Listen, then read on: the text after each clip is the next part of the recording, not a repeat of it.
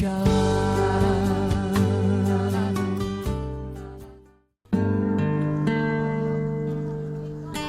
pemakaman Sultan Maulana Yusuf di Kecamatan Kasimen, Kota Serang, Provinsi Banten inilah tempat Jahari bekerja saat ini. Sebelumnya, ayahanda Imas ini adalah seorang penjual ikan. Ketika itu, untuk memperoleh ikan, ia harus rela berebut dan menyelami dermaga demi mendapatkan ikan afkiran yang dibuang oleh nelayan-nelayan besar di sekitaran kapal bersandar. Hal itu terpaksa ia lakukan lantaran tak memiliki modal untuk membeli ikan segar. Namun pekerjaan itu tak lagi bisa Jahari lakoni sejak penyakit sesak nafas menggelayutinya.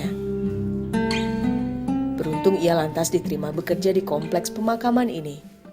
Selaku penjaga pemakaman atau yang biasa disebut dengan kaum, Jahari memang harus bertugas selama 24 jam penuh, tapi hanya setiap 5 hari sekali. Ia bertanggung jawab untuk membersihkan kompleks pemakaman dan menjaga kotak infak yang diisi dengan sukarela oleh para peziarah yang datang.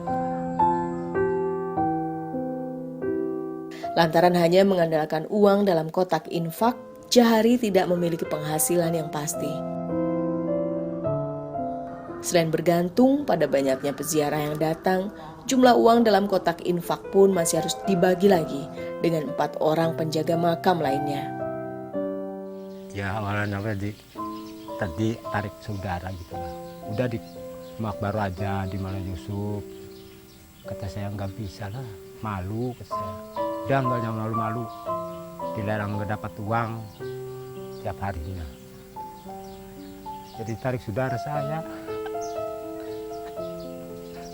Makanya di sini dapat 4.000. Gimana ya?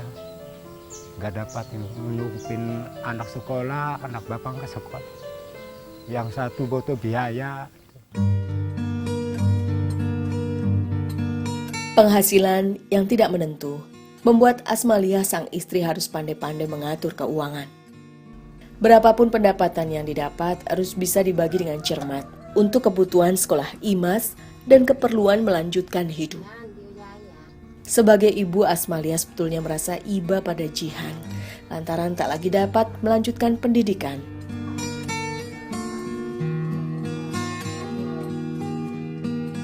Namun ia bersyukur putrinya itu bersedia memahami situasi dengan lapang dada. Dapat makan dengan lauk tempe atau tahu sudah menjadi keberkahan yang luar biasa bagi Asmaliah.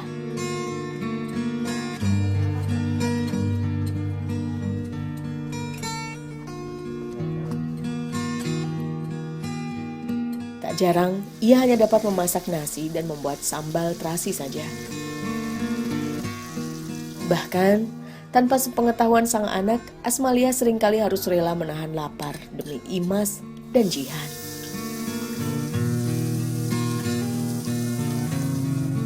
Kalau Imas sukses mah, Imas bisa ngebantu Yaya sama emak buat tambah-tambahan. Meski penuh kekurangan, hati kecil Asmaliah juga ingin melihat anak-anaknya dapat menikmati makanan dengan menu yang layak. Dulu ia juga pernah melakoni pekerjaan sebagai pencuci baju. Namun karena kondisi fisiknya yang sudah tidak memungkinkan, sang suami lantas memintanya untuk berhenti. Ya, sudah 2 tahun belakangan ini Asmaliah memang memiliki penyakit pernafasan yang seringkali mengganggu aktivitasnya. Suka putus asa, udah dijalanin aja, dinikmatin aja. Belum lebih tahu. Gak sekarang besok, nggak besok ntar bulannya, gitu aja. Jahari dan Asmaliah dikaruniai 7 anak. Karena keterbatasan ekonomi, kelima anaknya memutuskan untuk mencari peruntungan dengan merantau ke Lampung dan juga Kalimantan. Barang anak-anak sama aja. Gimana buat orang tua? Gue dianya sendiri kepengen dikasih. Jadi suka mikir, kata udah jangan dipikirin. Ntar barang kumat lagi.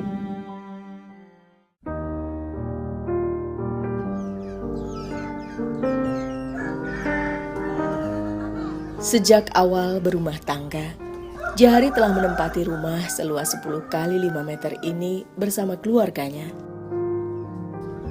Namun tanah tempat rumah berdiri merupakan milik seorang tuan tanah yang mewajibkan Jahari membayar iuran tahunan sebesar Rp20.000. Dahulu Jahari hanya dapat mendirikan sebuah gubuk untuk melindungi istri dan anak-anaknya dari teriknya matahari dan dinginnya angin malam. Jangan kebocoran kalau tidur.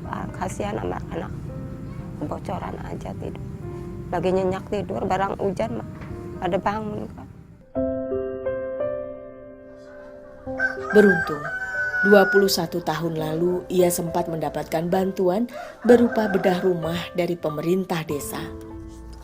Rumah gubuknya dapat berganti dengan rumah kayu yang jauh lebih kokoh.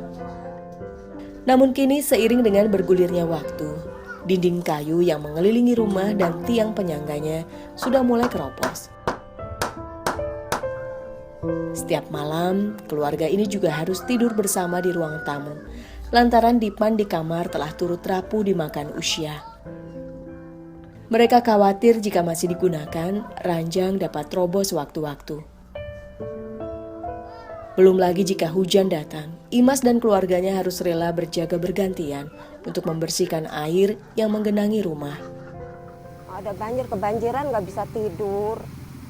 Semua enak tidur, anak-anak menjalin air. Sampai rumah belakang.